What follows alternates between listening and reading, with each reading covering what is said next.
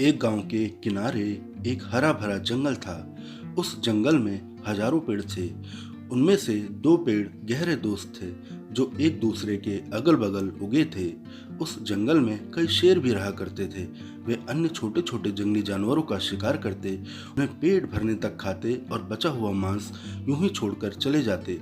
सड़े हुए मांस के कारण जंगल में काफी बदबू फैलती और जंगल की हवा प्रदूषित होती थी। एक दिन दोनों पेड़ इसी विषय पर चर्चा कर रहे थे। एक पेड़ बोला, इन शेरों के कारण पूरे जंगल की हवा प्रदूषित हो गई है। यहाँ हर समय कितनी बदबू फैली रहती है। इन शेरों को तो खदेड़ कर जंगल से बाहर कर देना चाहिए। दूसरे पेड़ ने हाँ में हाँ मिलाते हुए कहा, बिल्कुल सही कहा दोस्त। हम सब इन शेरों से परेशान हैं। इन्हें भगाने के लिए हमें कुछ करना चाहिए। दोनों पेड़ों की बातें एक बूढ़ा और बुद्धिमान पेड़ सुन रहा था। वो कहने लगा, तुम दोनों की बातें मूर्खतापूर्ण हैं। ये तो सोचो कि इन शेरों के कारण हम सुरक्षित हैं। इनके डर से कोई लकड़हारा इस जंगल में लकड़ियां काटने नहीं आता। शेर चले गए तो हम भी कुछ दिनों के मेहमान होंगे। बूढ़े पेड़ की सलाह पर दोनों पेड़ों ने कोई ध्यान नहीं दिया। वे सब किसी तरह शेरों को जंगल से भगाना चाहते थे। उन्होंने सोचा कि क्यों ना किसी तरह शेरों को डराया जाए ताकि वे जंगल छोड़कर भाग जाएं। उसके बाद आपस में सलाह करके दोनों तेज आवाज के साथ अपने स्थान में हिलने लगे। उन्हें हवा का भी साथ मिला।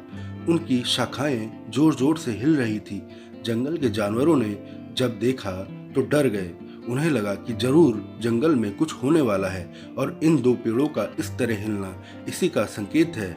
वे सब जंगल छोड़कर जाने लगे। शेरों ने भी जंगल छोड़ दिया।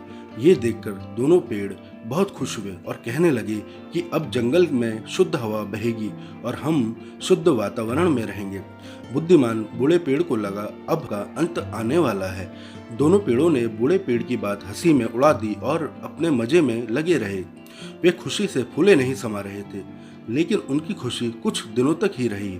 जैसे ही गांव में बात फैली कि शेर जंगल छोड़कर चले गए हैं, कुछ लकड़हारे कुल्हाड़ी लेकर जंगल पहुंच गए। अब उन्हें शेरों का कोई डर नहीं था। वे बिना किसी डर के पेड़ों को काटने लगे। ये देख दोनों पेड़ बहुत डर गए और सोचने लगे कि उन्हें बूढ़े पेड़ की बात मान लेनी चाहिए थी, मगर अब वे कुछ नहीं कर सकते थे। कुछ दिनों बाद उनकी बारी भी आ गई और वे भी काट दिए गए। सीख, बिना सोचे समझे कोई कार्य नहीं करना चाहिए। किसी भी कार्य को करने के पूर्व परिणाम के बारे में अच्छे विचार करना चाहिए। यदि कोई बुद्धिमान परामर्श दे तो उसे ध्यान से सुनकर उस पर गहनता से विचार करना चाहिए। प्रिय दर्शकों, अगर आपको हमारी कहानी पसंद आई हो तो कहानी को लाइक और चैनल को सब्सक्राइब करना ना भूलें। धन्यवाद।